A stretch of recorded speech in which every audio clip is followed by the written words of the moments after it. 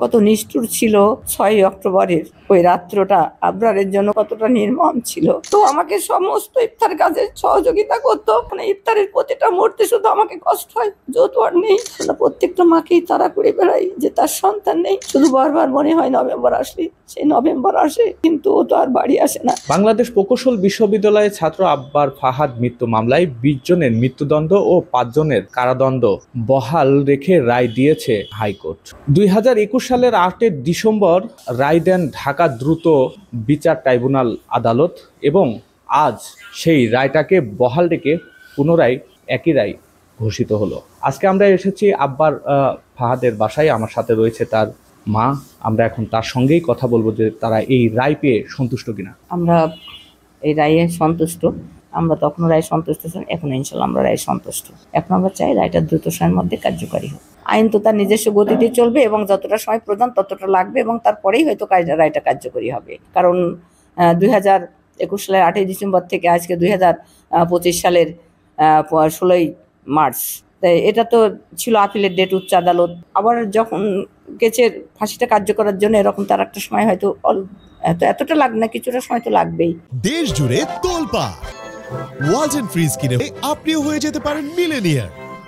দেশের জনসাধারণ থেকে শুরু করে সর্বস্তরের জনগণ পর্যন্ত, দেশের প্রশাসন, মন্ত্রী পরিষদ যখন ছিল সবাই দেখেছেন যে কত নির্মম এবং কত নিষ্ঠুর ছিল 6ই অক্টোবরের ওই রাত্রটা আবরারের জন্য কতটা ভয়াবহ, কতটা নির্মম ছিল।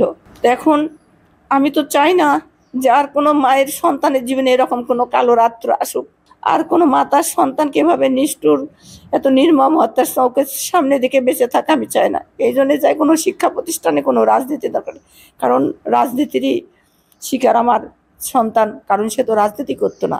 এই জন্য আমি চাই যে কোনো শিক্ষা প্রতিষ্ঠানে রাজনীতির প্রয়োজন নেই, তারা শিক্ষার জন্য দেয়, শিক্ষাটাই ওখান থেকে যাতে তারা সর্বোচ্চ শিক্ষায় শিক্ষিত হয়ে বেরোতে পারে।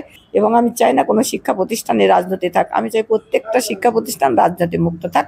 এই রমজান মাস ওর বাবা থাকতো না, আমি আমার 2 সন্তানকে রোজা রাখতাম, ওরা 2 ভাই রোজা রাখতো। আমি নিজেই স্কুল কাজ শেষ করে এসে যখন সন্ধ্যায় ইফতারের জন্য রান্নাঘরে ঢুকতাম, তখন ও দেখতো যে আমার ইফতার তৈরি করছে, ও পানি নিয়ে আসতো, শরবত তৈরি করে প্লেট দিত, আমাকে সমস্ত ইফতার কাজে সহযোগিতা করতো। আমি যখন ওইগুলো পেঁয়াজ টেয়াজগুলো সব ভেজে আসতাম, তখন বলতো আম্মু তুমি এবার প্লেট উঠিয়ে দাও, আমি অজু করে আসি। মানে ইফতারের প্রতিটা মুহূর্তে শুধু আমাকে কষ্ট হয়, যেহেতু আর নেই।